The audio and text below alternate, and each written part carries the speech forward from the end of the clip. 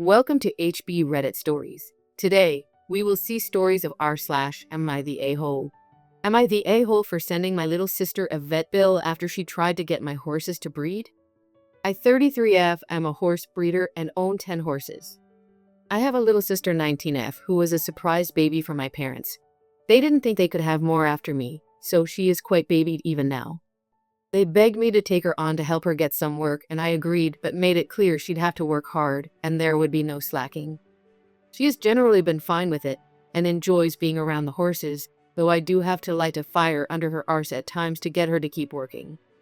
The problem, however, arose when a local animal rescue asked me to help them.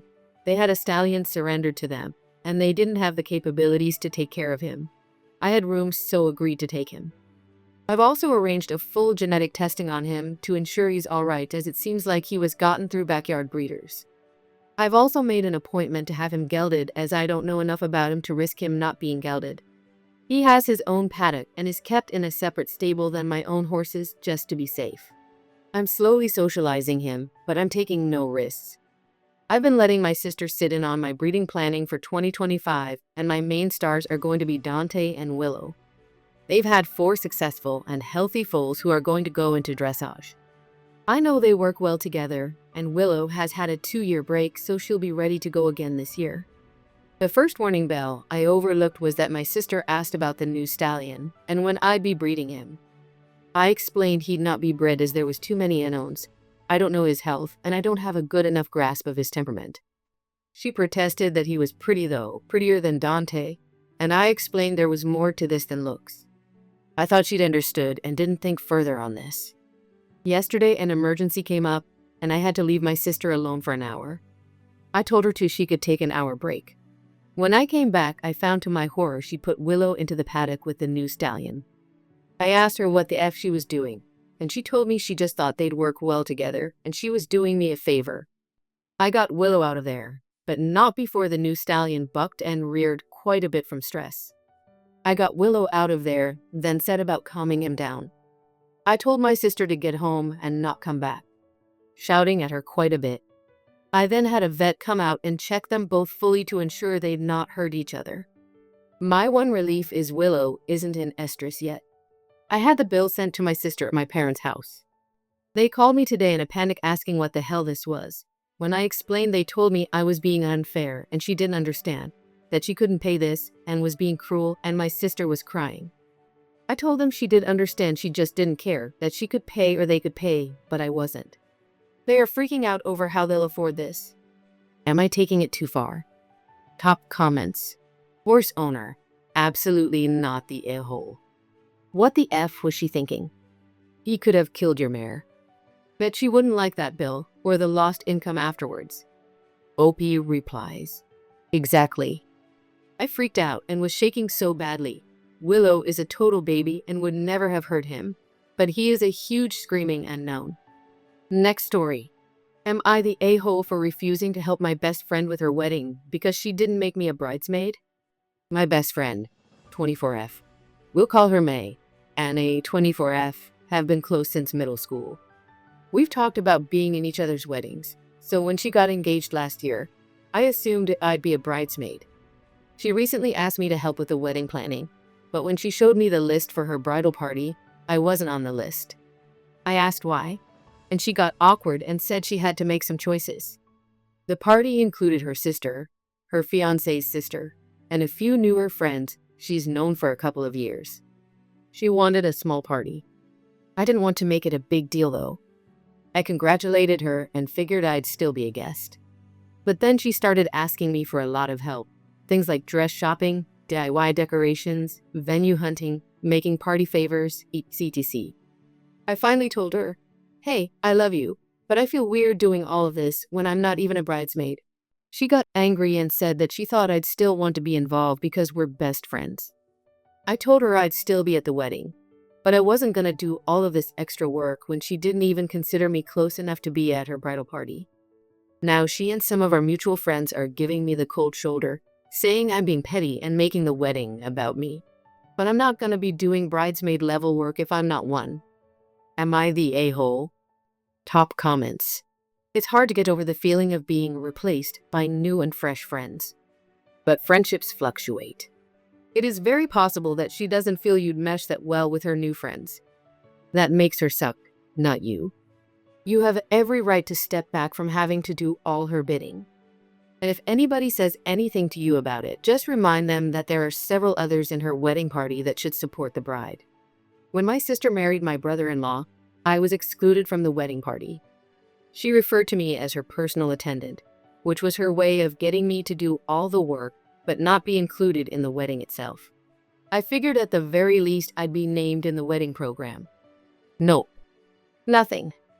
I did all the running, babysat her kids during the whole ceremony, helped decorate and clean up, and even took her kids while she went on her honeymoon.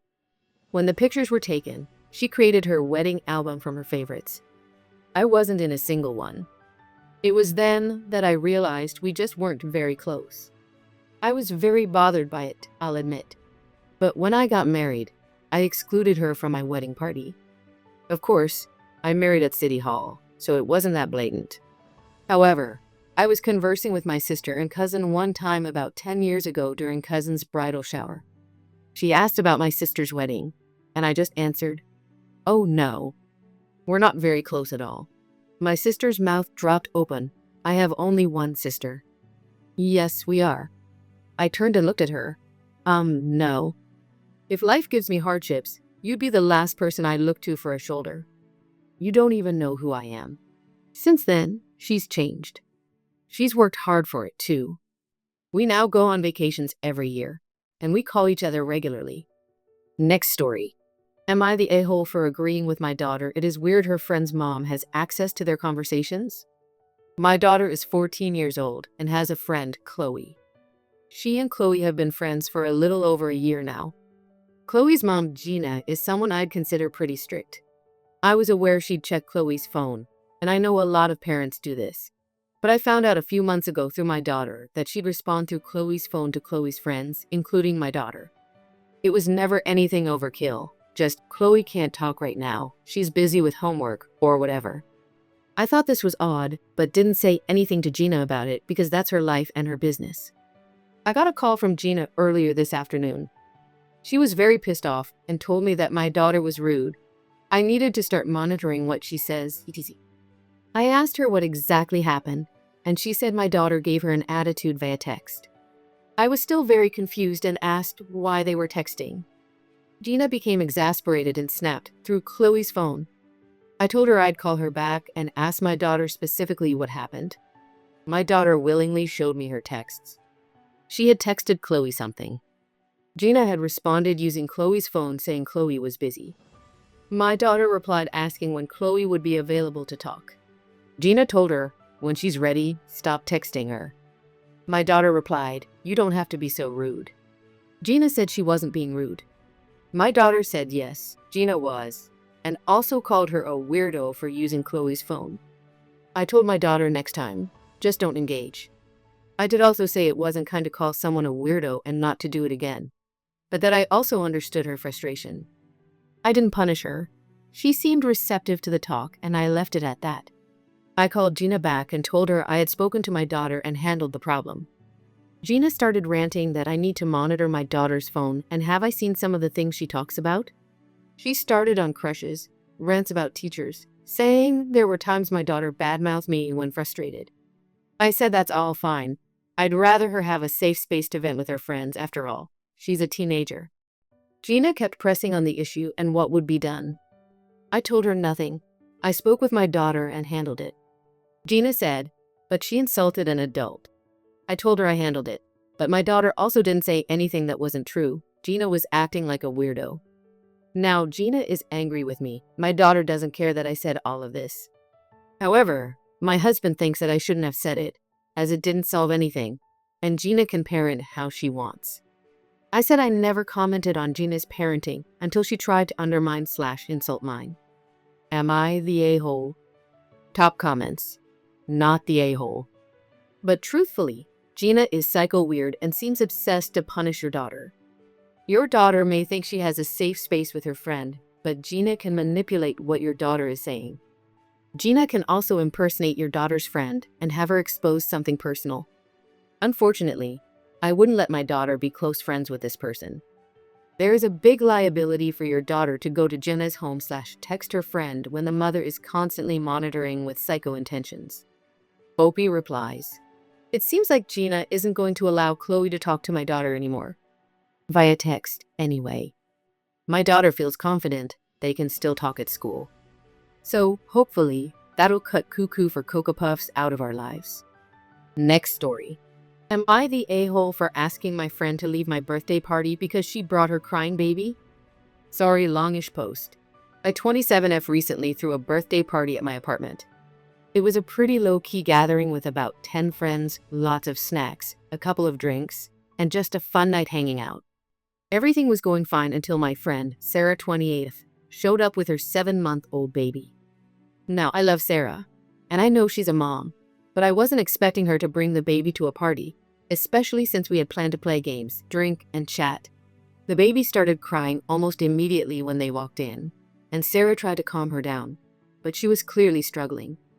At first, I thought it was just a momentary thing, but the crying continued for almost an hour. Super loud and non-stop. It was hard to hear anything over the noise, and some of the other guests were getting visibly uncomfortable. I eventually pulled Sarah aside and asked her if she could maybe step outside with the baby or take a break in the other room until the baby calmed down. I explained that it was just hard to enjoy the party with the crying. She was clearly upset and told me that I should be more understanding since she can't just leave the baby at home, and she was doing her best to keep her calm. She ended up leaving shortly after, and now she's not speaking to me. I feel bad because I know being a mom is hard, but I also feel like it was my birthday, and I wanted to have a good time without the crying baby. Some people think I was rude for asking her to leave, while others think I was just trying to protect the vibe of the party. Am I the a-hole? Top comments. Not the a-hole. Her child is not your responsibility. And her inability to find childcare so she can attend an adult function is not your problem to solve. Her giving you the silent treatment is called emotional blackmail. When it starts, it never ends. Hold firm and don't give in. She's the one who decided to bring the baby. She's the one who decided to leave. She's the one who is trying to punish you by using the silent treatment. She can be the one to reconnect and apologize. Anything short of that is unacceptable. She's beyond rude. Opie replies, "Thanks for the reply. You make a lot of good points. I agree that it's not my responsibility to solve her childcare issue, and I shouldn't feel guilty for wanting to enjoy my birthday without dealing with the disruption. It definitely feels like emotional blackmail with the silent treatment, and I'm not about to let that continue. I'll hold firm and wait for her to come around and apologize if she feels the need to. I appreciate you helping me feel more confident in my decision." Next story. Am I the a-hole for telling my brother-in-law to stop picking on my kids or he's not coming on vacation? I have 3 kids, Rob 16 meters, Lisa 14F, and 9F. Lisa is autistic, and her special interest is Taylor Swift. Rob and Anne go along with it and indulge her. They're good kids who care and support each other, and Rob and get attention and support for their interest too. My brother-in-law Hector's entire personality is trying to rile people. You know the whole, "It's just a joke, bro." Super childish, but whatever, he's family. Except my husband is out of the country, so I guess he thinks he gets to do whatever he wants. A few weeks ago, he started needling at Lisa by making fun of Taylor Swift using lots of childish name-calling words, intentionally using the wrong word for fans and stuff. Just really immature kid stuff. Lisa knows that not everyone likes TS, and some people even hate her. One of her best friends hates her. She's not unable to hear different opinions. She has her own. I'm sure she'd love to share with you all if you had 4 hours to spare. He would say, "Well, Swiffers did XYZ." She would say, "Uncle Hector, it's Swifties." And he would say it again to needle at her. Rob was in the room. I was not. Rob said to him, "Why do you keep using the wrong word? She told you the right word." Hector said he can say whatever he wants and to cry about it. Rob said, "It just seems like you're going out of your way to upset Lisa." Rob asked her to finish what she was talking about and to ignore Hector. This is when I came into the room, And Hector waved at the kids and said, Roberta's getting real mad that someone's joking about mother? I wasn't in the room, so I didn't hear the comment about me, and Rob said I wouldn't get it. Before I could say anything, Rob said, Bro, did you really just call me a girl's name? Are you 12? I put my hands up and said, okay, enough. Hector, stop. He said I'm raising soft kids who can't take a joke. I said he's being so effing rude, and that he wouldn't be acting like this if my husband was home. I said that if he wants to still go with us to Colorado in the summer like we were planning, he has to stop now or he's not coming. This set him off, and he said I had no right to do that. Yes, I do, and that I'm being a controlling yak over Taylor Swift. I said no. F Taylor Swift, this is about you being mean to your niece because her dad isn't home. He said F you and good luck next time we have a problem. We're on our own. He took his Costco chicken and left, and I swear he must have immediately gone running to my mother-in-law because she called me to ask for what really happened and sighed a lot. I asked her if I was overreacting, and she said she just hopes we can work it out because that trip was all he had to look forward to since he was laid off from work. I hate causing drama in the family, so am I the a-hole and I'm out of line? Thanks for all the feedback. I have a path forward. It also needs to be said that some of you are just inventing an entirely new story involving Hector losing his job because his has a bad personality. This is entirely fictional. This didn't happen. His job laid off almost everyone because they are struggling with money and likely won't recover. Top comments. Not the a-hole. You should be proud of your son for standing up for his sister. The brother-in-law does not deserve to go for being a nasty piece of work.